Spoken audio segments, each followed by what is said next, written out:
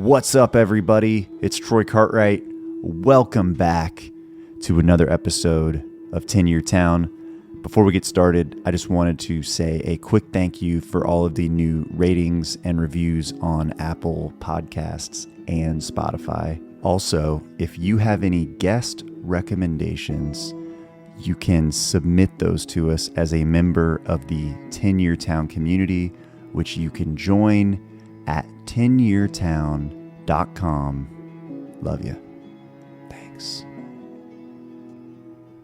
Today's guest, please welcome back my dear friend, Miree. Harry is many things, but one of the things that he does is play drums on the road for an artist named Hardy. And the last time he was on, we talked about a lot of stuff, but we didn't talk that much about his life on the road. So in this episode, he walks us through what a day in the life of a touring musician is. And of course, there are many other stops along the way, but I love this guy, and I know you guys are going to love this episode. So without further ado, here he is, Miree. Have we talked about this before? No, you haven't talked about it. Okay, so like when I was a kid, the first time I went to summer camp, okay, you know, it's like in March, your mom is like, you're going to summer camp in, I don't know, when is it, July? So for 3 months, and when you're like 13, 3 months might as well be 3 years. For 3 months, I'm imagining summer camp. I'm imagining these cabins, how I'm going to be sleeping, like what it's going to look like. And then you go. And whatever mental image I had, it's gone. I can never not see it. Now I know what it looks like. So my mental image is tarnished. And maybe even a letdown, eh? Yeah, maybe. Well, not so here. I won't reveal the location of your secret dungeon, but You don't feel let down. this is a warm, welcoming, intellectually curious place, man. And the world is thankful for you. Dude, I would not make this up. Because people stop me in airports and go, dude, cajon, or just dude, or whatever. But I got not a month after this thing came out. Yeah. Because I've been on this show before. Yeah. Maybe this was a clerical mistake that I'm back. No. But not a month later, I was playing Grunge Night at the Basement East, like a charity thing where a bunch of musicians get together and play grunge music. And the monitor guy stopped me. He's like, "Hey, you're that guy from 10-Year Town, dude. Look at you go, man." Yeah, it's powerful, dude. Yeah, every time I get stopped at the airport now, it's like, love the pod. And I've just had to make that's like an odd adjustment for me, I feel like. Well, explain. Have you explained to your audience the dichotomous? Well, I mean, Am I smelling cognitive dissonance here? I think the frequency is a lot higher now of just like the stopping, which is great. I'm honored by that. I think for a long time it was like somebody liked a song I put out or something like that. But I think probably I'm just in people's faces with the fire hose of content that this podcast is. Well, so. we your audience, thank you for this, man. You're like a Zen community leader, dude. Man. And you have the soothing voice of like the guy that's been leading Alcoholics Anonymous for 40 years, where like nothing's okay. I'm not familiar, but does he have a soothing voice? Yeah, and also you can feel like just whatever hell your life is, you walk into that strange room and just the sound of his voice. There's an implicit, this guy in the 70s got so hammered on such a regular basis that he put his car in reverse and he ran over his own kid or something and has had to spend his entire life making sense of that. Oh my God. And understanding that his presence on earth can still be constructive and still matters and that he's still worthy of love or whatever. You say like that guy is leading AA, and just the sound, he doesn't even say that out loud, just the sound of his voice makes you go like, okay, I can, we can just put one foot in front of the other, man. He's got his voice is like a warm blanket. Yeah, dude. One with like an ocean deep experience underneath it that like keep going and it can be okay. Yeah, you know what yeah. I mean? And that I we're love all that. like relying on this dude. And likewise, when I turn on 10 Year Town, you go, "Hey, Troy Cartwright here. Welcome to the pod." I'm like, "Oh, it's gonna be okay, man." And I'm thanking We're you just on gonna- behalf of all 1 million of us that listen to your show. Dude. Well, I appreciate it. Was this a clerical mistake that I'm back here, or No. or have you now been in town for 10 years and I get to interview you? No. Let's see. I think I hit 8 in June. So, if some of these cuts I have ever come out, I think we might be right on track. How amazing would that be if some mountaintop high happens like to the day? I'm manifesting it. Man, you're in motion. There is no pinnacle of the hill that you're crawling right. around on, man. You're just on it. That's a tenet of the pod. It's about the journey. Yeah, I'm at 8 years. So no, I was reflecting on some of my favorite episodes, and yours was one of them. And actually, earlier today, I was re-listening at a nice 1.5 speed to our episode, and we even in the episode talked about doing a part 2. So I feel like this was a long time coming. Yeah, man. Nothing you and I ever tried to talk about took an hour or less. So that makes sense to me. I wish in real life there was a 1.5x button on my forehead that people could press. I know I talk slow.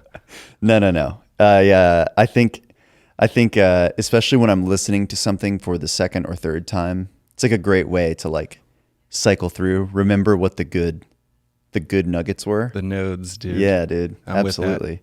Yeah. That's a cheat code on YouTube too. If you're like really quickly, it's like I'm going to turn my garage into a Apple HomeKit compatible smart garage. Right. There's a 20-minute video of how to do it. I'm watching it at 2x. I won't totally retain what's happening, but I'll get the idea, dude. Yeah, you'll figure out like actually what the screwdriver is that you need to buy off Amazon to complete the task. Yeah, and you get half of your life back. Much like people are doing to us right now, talking about this vapid shit that we're talking about.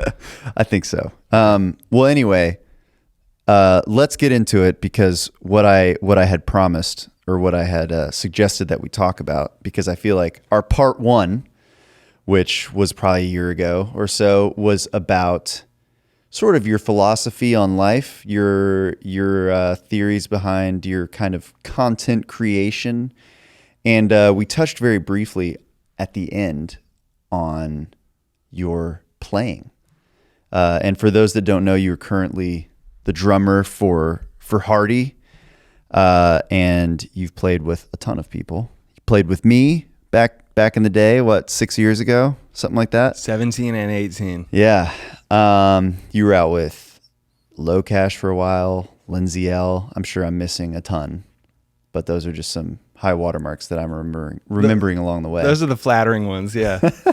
That is such a small percentage of the pie of what I've spent my time playing on, but those are my favorite ones, yeah. Yeah.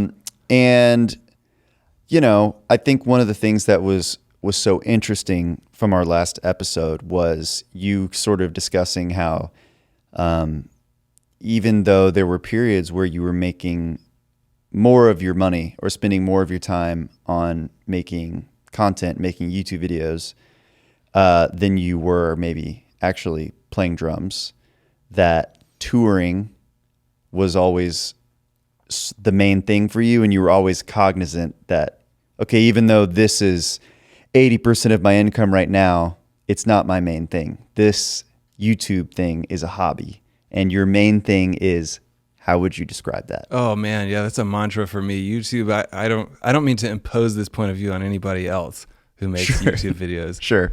But for me personally, I have to read this and write. I audit my life at the beginning of every month. I read the instructions I wrote for myself. Who are you? Yeah. I reread this because it's amazing how quickly Oh boy. in the noise we can forget these things. Yeah. And so that kind of routine is required for me. And one of the things written in this spiritual document at the center of my life is in all caps and in bold letters: YouTube is a hobby. If you ever make YouTube videos, for you being Harry, if Harry ever makes YouTube videos for any reason, other than he wants to live in a world where that video exists, then you're doing it wrong, man. Yeah. And so the whole point of making any of those, it was supposed to be a vehicle to make it come true, almost in a cart before the horse way, that I will become a drummer who plays other people's music with other musicians. Does that make any sense? Totally. Gosh, and that did make it true. I feel like I've kind of learned gradually that a lot of, dare I use the word successful people feel this way, but I still to this day kind of, even playing in these arenas with Hardy, I kind of look over my shoulder and go like, nobody's figured out yet that I'm not actually a drummer that is like, worthy of headlining 20,000 seaters that are sold out every night. Like I just made a video and acted like I was that, and then people accidentally misunderstood that I was that and hired me to do it. Yeah. The life-changing left turn of this chapter of my life anyway, as far as being able to headline places playing the drums, was in February 2017. Had just failed I had just auditioned for Hunter Hayes the month before, and I go, it's gonna happen. And Jared Neal, who's this amazing drummer, he whooped my ass at that audition. He got that gig anyway, and I went home with no calendar, no gigs, and out of the blue, LoCash's tour manager, who honestly just misunderstood that I was worthy of this kind of invitation, said, can you get on an airplane right now and learn our entire 90 on the airplane and play with us tonight in Minneapolis? They were touring their album The Fighters at that time. Yeah. Which had 2 hits on it, man. And they were headlining places like the size of House of Blues. Yeah. And I think he just in a 3-second fixation of the eye thought, yeah, that guy will do. He told me later he typed Nashville drummer into YouTube. This is how it happened. And he saw my face and heard 2 seconds of my playing. And they did ask me to play I Know Somebody. And at that time, my house was well equipped. You could ask me to play one of your songs, and 5 minutes from now, I'd email you like a pretty good looking, pretty good sounding video of me doing that. And yeah, we headlined Caboose in Minneapolis that night. Like, wow. And I feel that was day one of the current chapter of my life, dude. Yeah. Yeah. That was like the like, oh, okay, this is happening now. This is sort of, you started doing the things that you were sort of imagining in your head. It taught me firsthand. Yeah, that's well said. It taught me firsthand that, I don't know, think of your favorite anything. Think of this is a tasteless comparison. I'm not talking about me. I'm talking about inspiring you, the listener, right now. Just imagine, just reiterate to yourself right now or every now and then, if you forget this, there was a day that Michael Jordan had never touched a basketball. Yeah.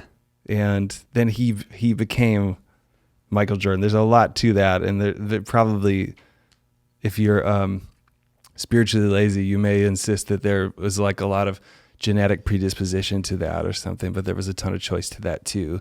Oh yeah. And I don't know if he never like played basketball in Madison Square Garden before, and then eventually he became someone who did. Why can't anybody become anything? Does that make any sense? Totally. And even if semantically we want to argue that that's like not true on some level, is not the vector that grants you in motivation. Isn't that even, I don't know, the equivalent of shoot for the stars, and if you fall short, you'll end up on the moon? Right. Yeah. But that is the thing. Well, that was my firsthand lesson, that great changing of my life, getting to play with LoCash out of the blue. Like the morning that happened, dude, I woke up and went, I am trash and don't belong anywhere on the drums, and this is all fraudulent. And I still, even playing with them, I still thought quietly under my breath, this is fraudulent.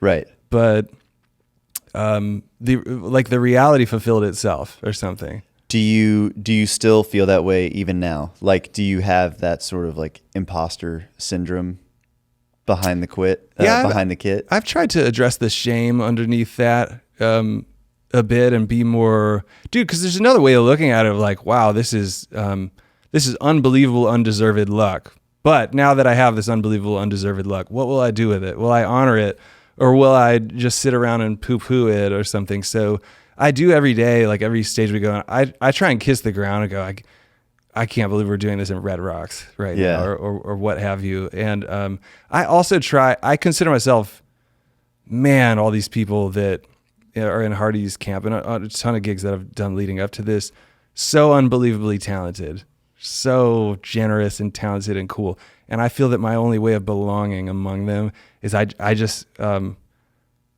to work hard. Do you know what I mean? I don't consider myself one of them. I don't consider myself like deserving in the same way as my bandmates, say Rhett and Justin, or just that gifted and generous with their musicality. But I do think if I stay up late and play all those songs 20x the degree a talented person might have to do it, like I can play that song the way it goes. Like, yeah, for sure. That's my way of belonging. Yeah. Yeah. There's this thing that I work on in like this like therapy that I go to, and it's like how to rewire your brain, and it's like act as if. So sometimes I don't want to do something, or I'm like stressed out about how to do it, and then just do this thought exercise of like, well, how would you act if you were a person that did that? I'm like, oh, well, I just write this email and ask for this. And then I do that. I'm like, okay, I guess that's right. I guess that's the pathway. And it makes itself true, dude. Yeah. That's trippy. Until I think this is part of what I mean with the Michael Jordan thing. That's trippy or unnerving until you go like, oh, this is true of everyone who's ever done anything great. Yeah. Yeah. That's how it rolled out for every single one of them. Absolutely. Okay. So I can accept that and just try and take care of the gift, man. Yeah. Yeah. So what is like a normal day when you talk about all this extra preparation that you do, which I'm sure all of the band members do it as well in their own way. Everybody's got their ritual, but like, all right, you are headlining. What's a cool place that you played this year? That was like a bucket list thing for you. Oh, dude, my favorite by far is we played the Gorge. You know this place? Yeah. That was like kind of sentimental for me. I know there are other places. There are certain, Fenway Park was a more famous place that we played. Sure. And same with Red Rocks. But to me personally, that was headlining that place a month ago. That was my 24th time setting foot at that venue. Wow. The other 23 were all the build up to going on last after dark, dude. Yeah. And just shutting that place down. So what is that day like? Walk me through a normal show day. I would describe where we are now. I would describe it as cruising altitude. Mm-hmm. There's phases to a season, a touring season. It feels like a baseball season or something, honestly. Yeah. Where you do, by the time we played there, that was August of 2024. I would describe that as, I've heard baseball players call it the dog days of summer. Mm-hmm. Does that phrase sound familiar? Yeah. You can see dips in their batting averages a lot of times in July and August or something, because there's so much repetition that if you're not careful, you can like lose your own emotional or spiritual presence. Yeah. In this super cool sacred thing that you're doing. Right. Yeah. And I feel lucky. Hardy has so many opportunities right now that there's always some strange chainsaw in the air to juggle. I spend 1% of my time drumming and the other 99% just constantly administrating, like, we're going to go do this weird gig.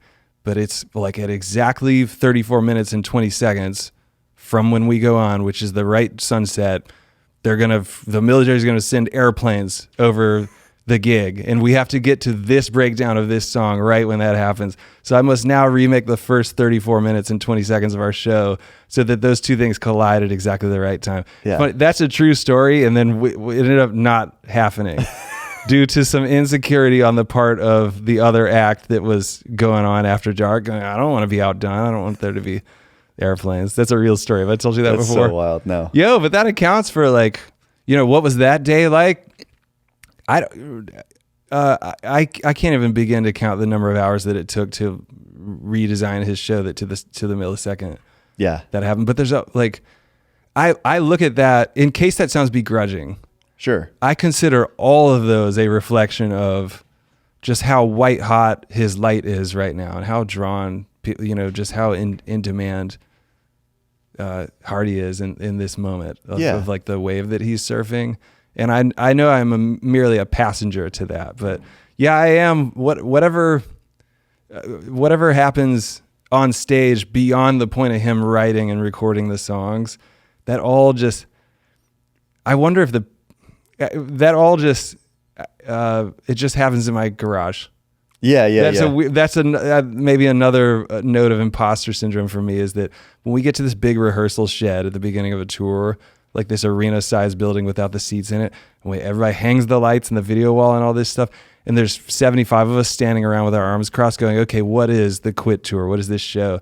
I think everybody thinks that it passed through like a big hierarchical pyramid of like a ton of people that get paid executive money to discerningly account for every second of a 90-minute show or something. Yeah. But it's really just me bringing Hardy a color-coded document. Here are your singles. These are in green.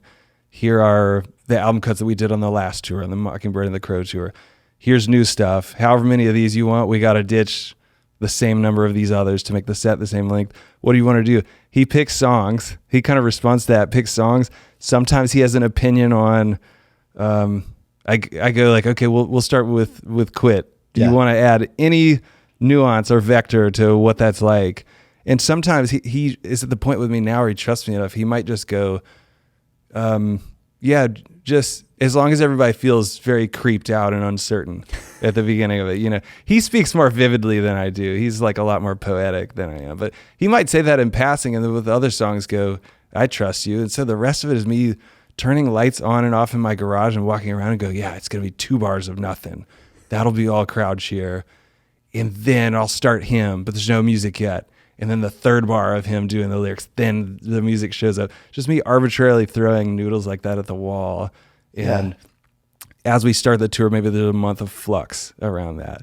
And then if the tour started in June, by July, we're like at what I would call cruising altitude, where we've gotten the hang of it and the crowd has gotten the hang of it. And it just feels like all one big instrument that's playing itself. The entire show, including the crowd, is one like symphony playing itself. So by the time we're at the Gorge, that was like a 90-minute answer to your question. By the time we're at the Gorge, the hope is that we just sit there and enjoy it. Let it play itself and be present for that and enjoy it. Yeah. Yeah. That's amazing though.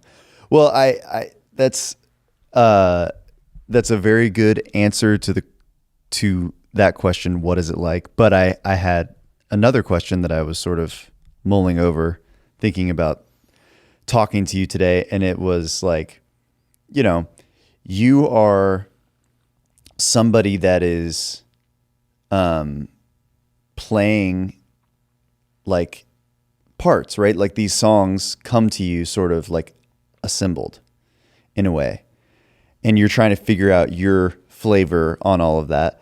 But my question was like, where do you find like the creativity in that? And you actually just answered the question. It's like, there's so much more to it than just playing drums, right? There's like, that's a big part of it, but there's also like this whole creation of a show and of moments. And I mean, it sounds like there's just like a ton of creativity in that. And that sounds super fun to get to like assemble. That's insane. That feels like walking on a tightrope or something. I hate to keep hammering the imposter syndrome thing with you, but I remember the first night of this tour in Arkansas, we just did the show. And to me, it looked, to people who just walked in on it, it looked like a headlining amphitheater show. It appeared as if it was that, but I nearly couldn't unsee it as I could see all the dinky ideas I had tried that sounded terrible. And then the guesses I had made, that's like, we ran out of time. I guess this is just what it is. I wonder if there's a fraudulent way to do this song or if it will work. But it's just amazing. People show up there and have a good time and go, yeah, we take your word for it. That's what this is. What else was it supposed to be? I don't know how I thought these shows were supposed to exist otherwise. But we're growing with it. Dude, a year and a half ago, we were playing places the size of this room that we're sitting in right now, you know? So there's like a lot of guesswork with all of this. One thing that's really grating my nerves about everything I've said to you about this stanza and the previous is I've been thinking it the whole time and haven't said it out loud.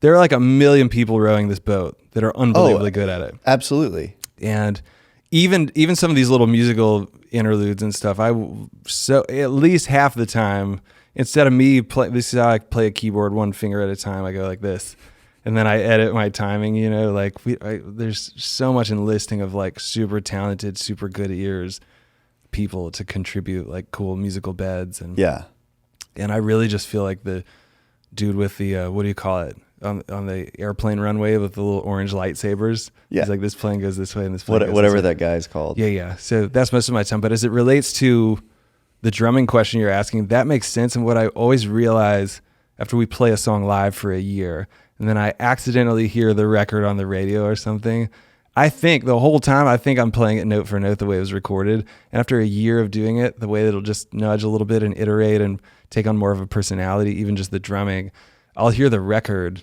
including this morning. I'm messing with Psycho right now. Yeah. I heard that and thought, I don't play it anywhere close to the way it got recorded, but I thought I was. It's just our natural instinct to talk the way that we talk and move the way that we move, like sort of accounts for the creativity that you might be asking me about. In other words, it's probably unconscious. Yeah. I definitely don't chart it out note for note and go, oh, but I could mess with this. It just accidentally happens. And I think I'm playing it note for note. Does that make any sense? Totally. Oh, I mean, man. Every song is like a living organism. And I mean, I have songs in my set that I play still to this day that I can trace back a lot of different things that happen now in the song to like 6 or 7 years ago, like 3 bands ago that was playing with me at the time, like a band back in Texas, and we did this hit, which is not on the record, but I cannot imagine playing the song any other way now. It is permanently canonical to that song. Yeah, that makes sense. To the point where you hear the record and you're like, no, the record is wrong. Yeah, I mean, some of those songs, I do go back and listen to like some of my older stuff, and I'm like, this doesn't sound the same to me. Like I'm just, it's like going to a museum and looking at a painting that you looked at 10 years ago. It's like, it's the same painting, but I'm different now. Yeah, you have changed, man. Yeah.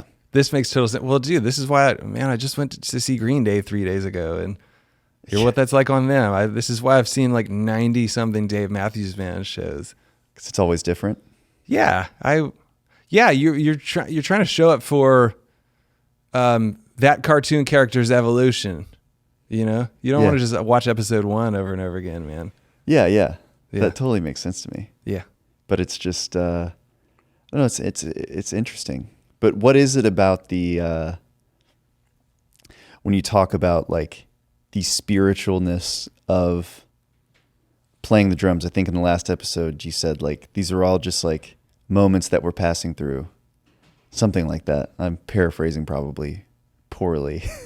No, that makes for you. But do you like, does that still sit with you? Like, does that still sound true to you? Like, just even in these bigger rooms or whatever, or maybe even more so, that you're just like trying to be present and like contribute to the overall experience?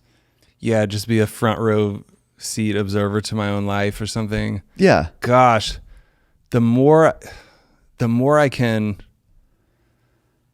tap in to equanimity and like the really great moments and the really maddening moments, the more I can be right here, right now. This is the worst way anyone's ever tried to explain Zen ever in the history of Shure SM7 microphones, dude. So much of my suffering comes from an obsession over the past or an obsession over the future. And the easiest example I can give you of how life-giving it is to wake up and be right here, right now, is on stage at those shows. That's the most obvious, easy example. Yeah. Of just looking around in the gorge and just squinting at that seat and going, yeah, the first time I ever came to the gorge, that was my seat. And if we get there early enough, I'll go after sound check or something, I'll go out and sit in the damn seat and just look at the stage and kind of squint and go like, yeah, that's where Travis Barker's drums were, man. Like, yeah. Whoa. And then you unsquint, it's like, that's my drums. And I even that is, I don't know that that's a perfectly fair way of saying it, because there's that's like the way I phrase that is also past obsessive. Insofar as it informs the right now, but being on stage, like studying the crazy rock formations in that venue, or studying the way people are raging and throwing their beers on each other and hoisting each other up and stuff. It's like, yo, we get a limited number of seconds to actually understand that this is happening right this second. Yeah. Yeah. And so I try, especially once we're at cruising altitude and I'm not paying as much attention to, is he out of breath here? Should I separate these songs a little bit more? Or, man, this isn't drilling the way it should. Should we liven this part of the song up or cut the song in half? Once I'm done obsessing with that, like kind of maintenance, and we get to that cruising altitude thing, I try and spend 100% of the time going, wow, turn Justin up. He sounds insane. Listen to this stuff he's doing. I'm playing with like one of the best guitar players that's ever lived, or just some of the nastiness that Rhett plays. Or I don't know, like Hardy's career unfolding right before our eyes. This is insane what's happening. It makes all the sense in the world, and is also like unbelievable, dude. Yeah, dude. Does that make any sense? Absolutely. Yeah, just trying to be a front row observer to that. The drums, meanwhile, I think are basically playing themselves. Right. You're not necessarily focused on like, all right, gotta like, I don't know, hit the tom here. I'm not, dude. Yes. Okay. Perfectly said. That's is easier to connect to coming from you than from me. Cause yes, that is what I'm getting at without saying it that eloquently. The last time I even thought the word drum was like in 2022 or something. Yeah. Yeah. I don't mean that ungratefully. No, it's just like, you've got that, you've put your time in on that part. Now you get to focus on something new, which I think is like that's actually like the growth structure to anything. And I've been thinking about this like a lot in my own life of like, you do all of these things. Like I do this podcast. When I first started doing this podcast, it was like, how are we going to get a guest? How are we, like, what provider am I going to use to like distribute this podcast? How are we going to do all the million different things? And then you reach a system where that part is like, you still have to do the work, of course, but it's like, it's not necessarily stressful to me. So now I'm like, all right, well, what's the next thing? And anytime you're doing that, I think that's actually how you're like truly like leveling up in your craft and in your life, because you are, you're growing, you're expanding into like a new place. It is well, man. Yeah. And you saying that reminds me how thankful I am that the drums were just arbitrarily the vehicle anyway for what I was actually in pursuit of, I think, which was like belonging. Yeah. And getting to live this barbarian life where I am rolling down the highway with those three guys and our big crew of hooligans. Like I actually think it's nearly inconsequential which of those 75 jobs I'm doing. I think that was just my incidental vehicle to be one of them and live that life and have those experiences, dude. Yeah. And get to meet you. Yeah. Well, I mean, dude, it's just so fun. There's just nothing like being out there, you know? Yeah, well said. Are you out on the road hammering the people with your rock and roll music right now, dude? I have been a little bit. I've been sort of like in this, and this is like not about me, but you asked, so we'll wander down that road. I think I'm like in this feeling like I'm in an interesting transition phase where my whole life, every chapter that I've had has always sort of been closed for me, if that makes sense. And I think I'm kind of at this place where like, this is the first time in my life where I'm like, okay, now I am here.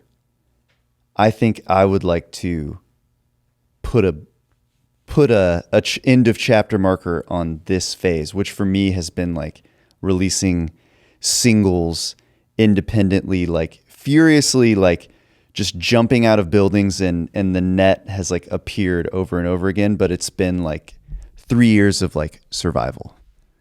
And now I'm at this place where it's like everything is going to keep going.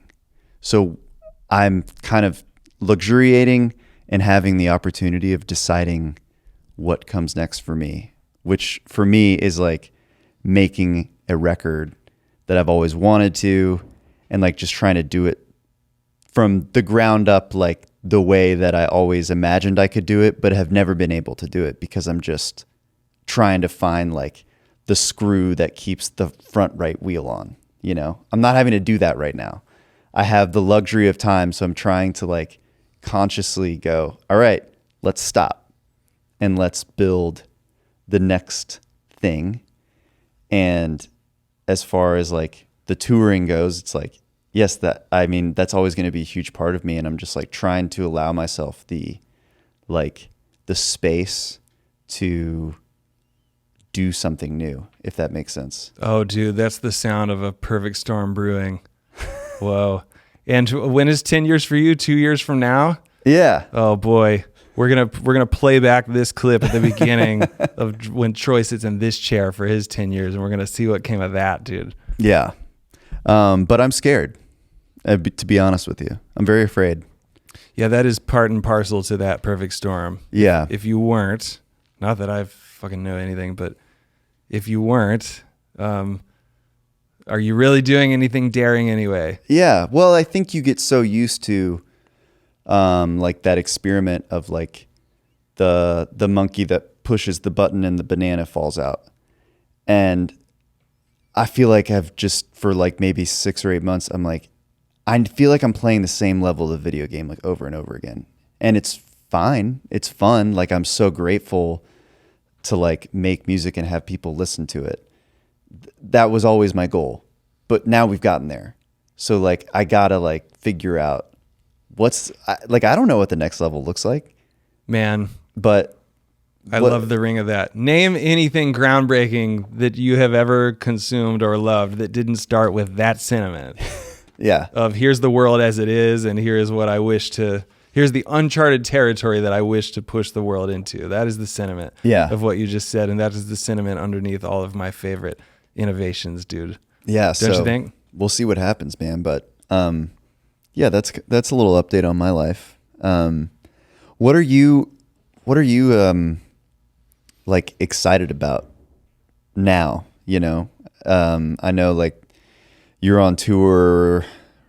I was looking. You have just a handful of dates for the rest of the year. So like, what are you gonna do? So it would appear. Okay, all right. Yeah.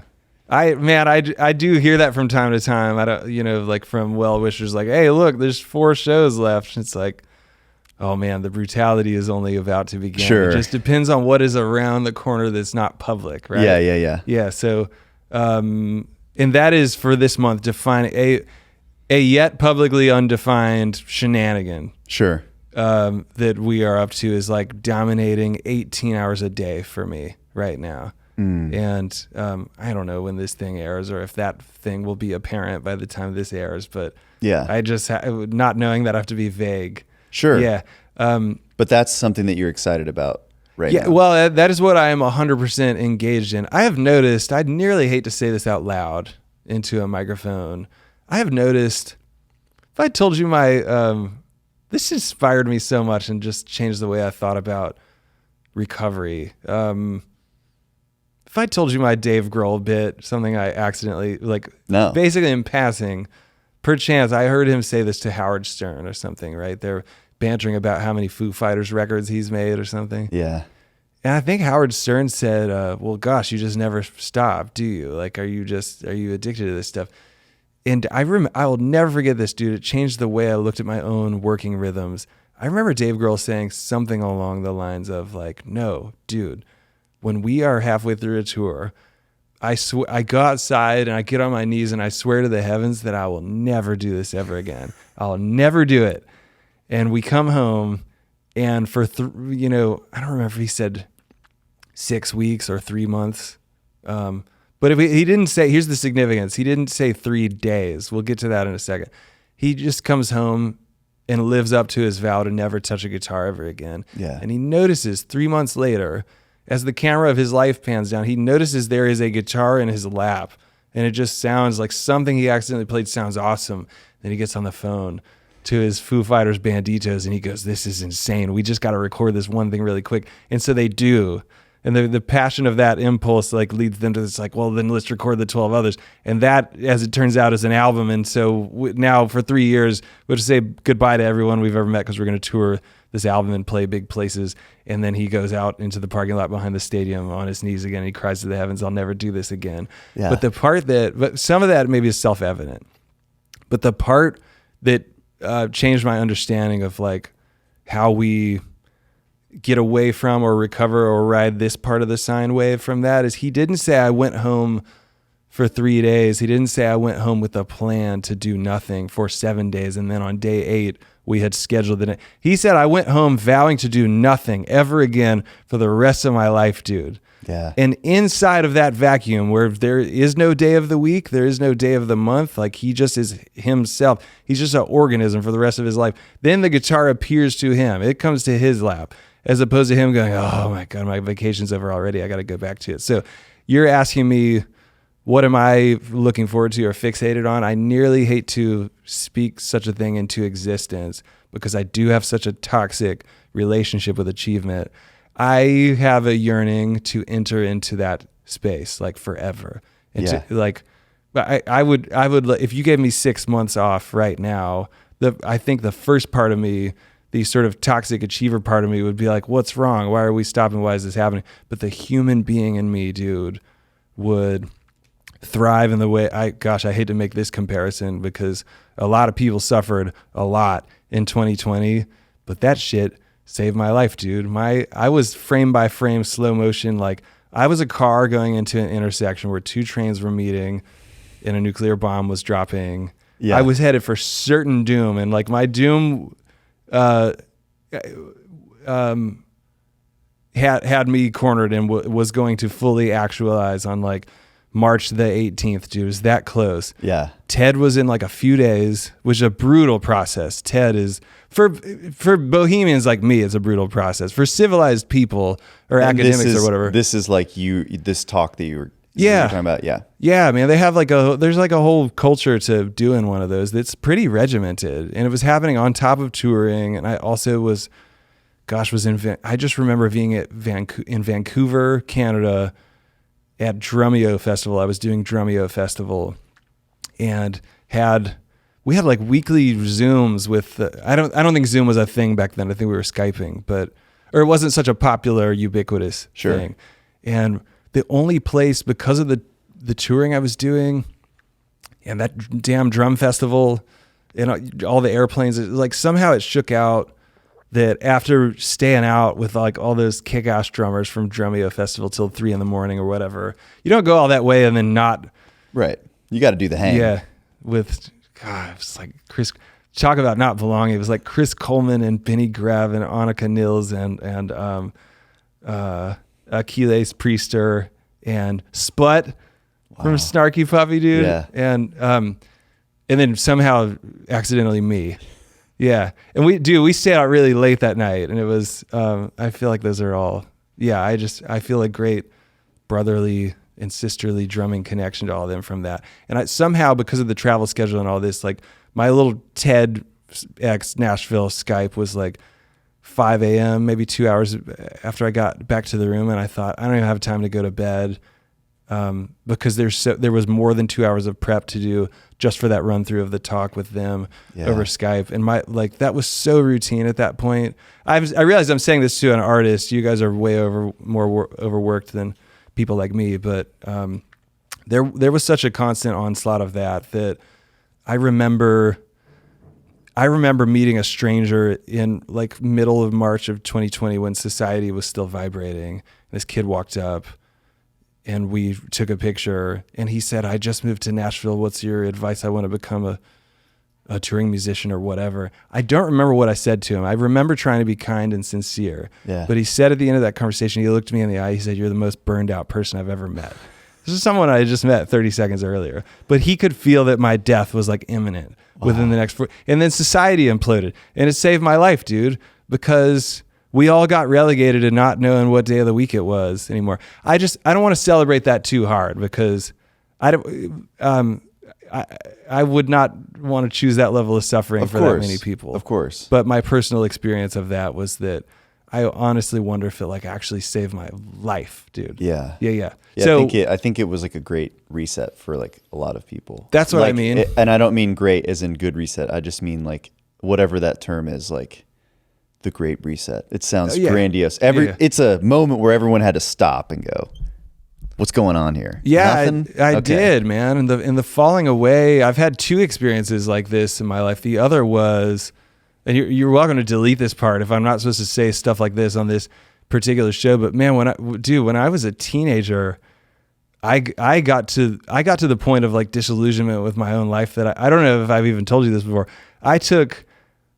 And how graphic should I even be about it? But like, basically, I took the 3 times the lethal dose of the cheapest over-the-counter medication I could find from Walgreens. Yeah. That I was only able to afford by borrowing 2 $20 bills from a friend of mine. Yeah. And it got to that level of lost. Yeah. And after waking up from a coma that resulted from that, who knows how many days later when I left the hospital, Yeah.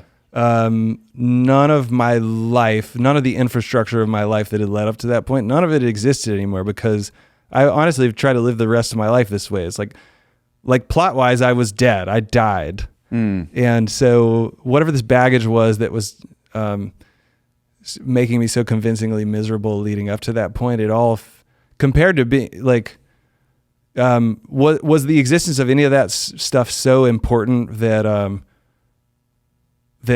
I'd rather be dead than contend with any of it. It just made everything fall away. Yeah. And it's like that was the first day of what I consider to be my actual life. We just get rid of all the bricks and then only put back the ones that matter or belong there. Not because they happen, but because you put them there. And in 2020 had some junior version of that pizzazz for my life that I still feel benefiting from. Anyway, this all stemmed from you asking, what am I looking forward to?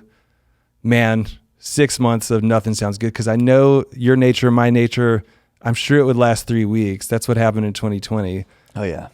I played Metroid for 10 days and then just woke up day 11 and could have played more Metroid and just sauntered into my little drum room and made Dude Thoughts a day in the life of a road musician. Yeah. I mean, I think it's something that's always hard to explain to even like people in my life that are close to me that just live a different lifestyle.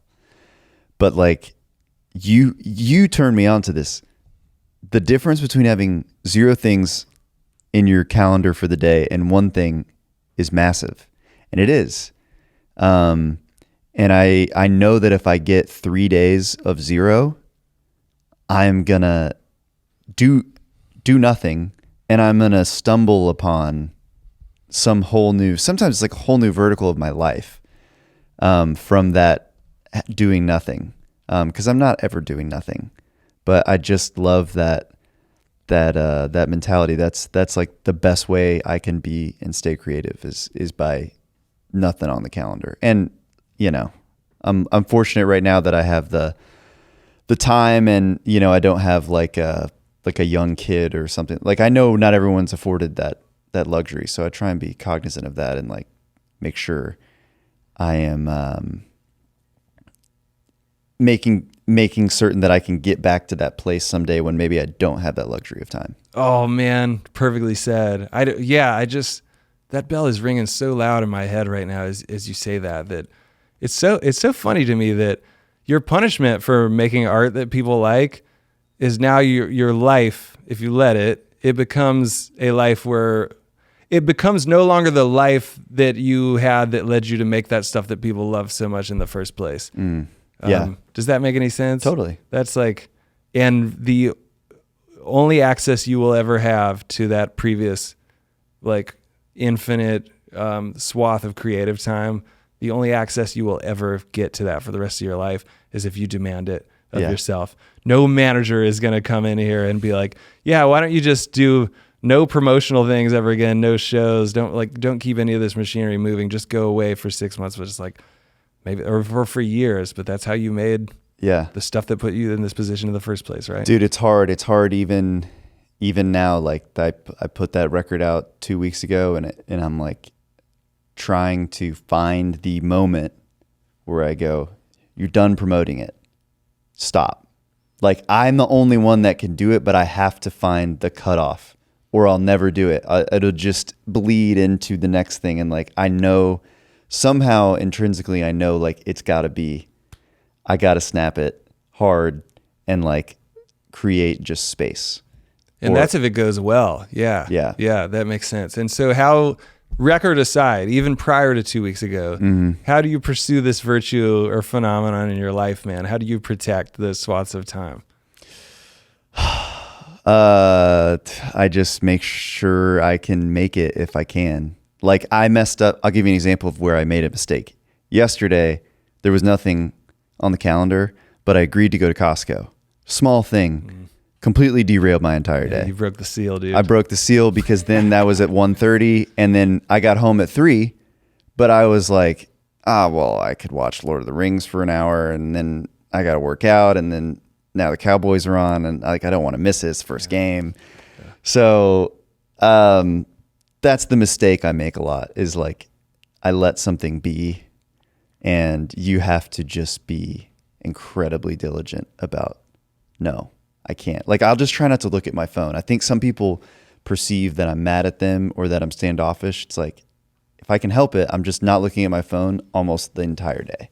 Yeah, that occurs to me too, as you say all that the added challenge here is you will live your entire life surrounded by people that like don't value that sort of quiet vacuum the way that you're in pursuit of it. Because man, not everybody is, not everybody has dedicated their lives to the creativity that you have dedicated your life to, for example, right? So there are certain social appendages in my life that I hear from that do, if I respond inside of 7 days to a text message from them, they'll, even yesterday, that lady was making fun of me like, whoa, what have I done to receive this great honor of hearing back with you within 7 days? Yeah. And I thought, we're just surrounded by people that honestly think we're insane to go, like, imagine going a day of your life without seeing anything on a screen anywhere, depending on what you're in pursuit of or whatever. Like, we're mainly surrounded by people that would find that insane or at the very least just too radical. Not, I hear this term all the time, well, that's not realistic. What, you're just not, nobody's going to be able to reach you for 72 hours? Like, I make a regular habit of that, but we often make like kind of the lazy assumption that that's not actually possible. Right. Yeah. Yeah. Yeah. And there are lazy arguments for that. And also I don't, as with many of the things you and I talk about, I don't want to convince anybody that they should want 72 hours where they're literally not reachable. I don't need to talk anybody else into wanting that. But I will be, because we're surrounded by people that doesn't make any sense to, then it means that you will be the only protector on earth of that, right, of that medium in your life, if it's going to happen at all, dude. Yeah. And it's tough, man. Yeah. But well, I support you, man. Yeah. Well, dude, thank you for being here. You're the best. Did you get what you were in search of by bringing me back? Absolutely. Okay. I wanted to talk about the thing. This is how I see my friends, man, is through the construct of cameras and microphones, dude. If this is what it takes, I accept. I love it. All right. That's it. That's the pod. See you later. Hey guys, thank you so much for listening. If you want to submit a question for one of our Q&A episodes, you can do so at tenuretowne.com. We would love it if you would join the Tenuretown community, which just means we'll send you updates via email about stuff we got going on. And of course, please rate and review on Spotify, Apple Podcasts, or YouTube. Wherever you listen or watch this thing, we appreciate you so much. See you next week.